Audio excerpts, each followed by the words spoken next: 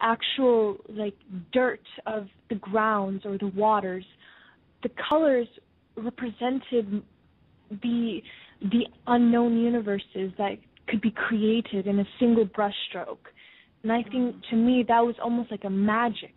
And I feel that each time I put this little dust and little oil pastels on it, and acrylics and oils, I feel like I was creating almost like a magic sanctuary where I could just go inside in the painting and run away and just run through the fields and into the story. I felt that was like a gateway to another world, and that's kind of where my curiosity started expanding right when I hit the paper and the colors. So it's almost, is it a little bit like you put the paint there, you put the acrylic, the dust, but you actually are like surrounded by the resonance, the energy, the communication, the communion with whatever that single stroke provokes or evokes inside of you? Yes. Some people actually always wondered when they come into my studio and they videotape for a media show. I always would pick up a stroke, and I felt that there's always a meaning for every dot that I put on the paintings. There's always a reason why, even though that I have to gesso it 3-4 times just to get the final result. I always think there's always a message and a meaning that's somewhere along the line, scientists or someone will find out what it is. Even I don't know. I believe that it takes, the brush strokes are just patterns and puzzles of the universes, and I'm so glad I could hold it in my hand and create it. Oh, wow. That is amazing. That must be such an amazing experience for you. I'm on vacation in Hawaii, and we traveled all over the world, and it's very hard for me to bring my canvases and my paints, and I haven't painted for 4 months, and I feel actually very, very, empty and tired inside. And it's so unique because I feel so alive when I just step into my studios. I feel almost dead if I can't have those resources. I feel like almost like a useless person. But each time when I step in the studio, I feel so rejuvenated and so alive, and it's like pains are running through my veins. It's something that I can't really explain as much. It's just you have to experience what happens. Oh, I'm so appreciating the way you're articulating this transcendent experience. People have to walk in their curiosity as to what this is like, and I don't know, but I think that one thing you're saying is that we're all capable on some level or another, whether it's through art or some other medium of curiosity, we're all capable of kind of having this elevated, transcendent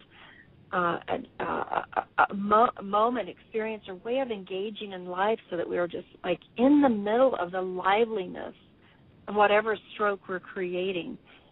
That's the hope that what you're saying. I hope that humanity knows that. Oh, absolutely. That's so beautiful. That's exactly what I feel, and sometimes I just feel that people are in the wrong places where they should be, and more of in their natural place. Sometimes people work in some situations where there's almost their whole energy is sucking them, and I feel that they have to. I wish that people could go back to their natural abilities and just work on their natural abilities. They will be more happier, and they'll be more alive, and the finance and the whole world will come naturally into their lives. And I feel that when people start concentrating on what they really love, everything will naturally come into place, like a puzzle's coming together.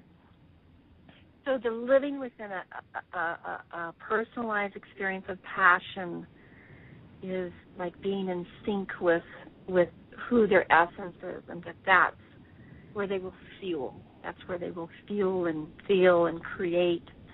And would this be a better place if we all did that? Absolutely, absolutely. Oh, that's a beautiful perspective. When you talk about every stroke and every piece of dust, it reminds me that, you know, in every single atom there is so much life in every single molecule. There's the DNA, the code, the description. It's a complex little microcosmic world that every single cellular aspect of anything, whether it's a single cell or a multi-celled creature, is alive with all this information that's embedded in it. Yes, yes. That is so true and so beautiful, the way you say it. It's so unique and complicated at the same time, and it's hard to get our minds wrapped around that. Wow. Okay. Wow. So I'm glad. I'm glad I'm trying to understand, and you've been making it so much easier to do that. And how would you feel about walking into a discussion about near-death experiences or heaven or life after death? I have no idea where you are on any of that. But when earlier we were talking about stress and anxiety, I know people are so afraid to die and so afraid to pass on, and they miss the people that die. It's a big either fear or draw or denial in people's existence. I have no idea if you have any take on that or any experiences that provide insight. What do you think? That is one of the most complicated and the most hard questions any human being can answer. Wow. But I have my takes. I have my point of views. I feel yes.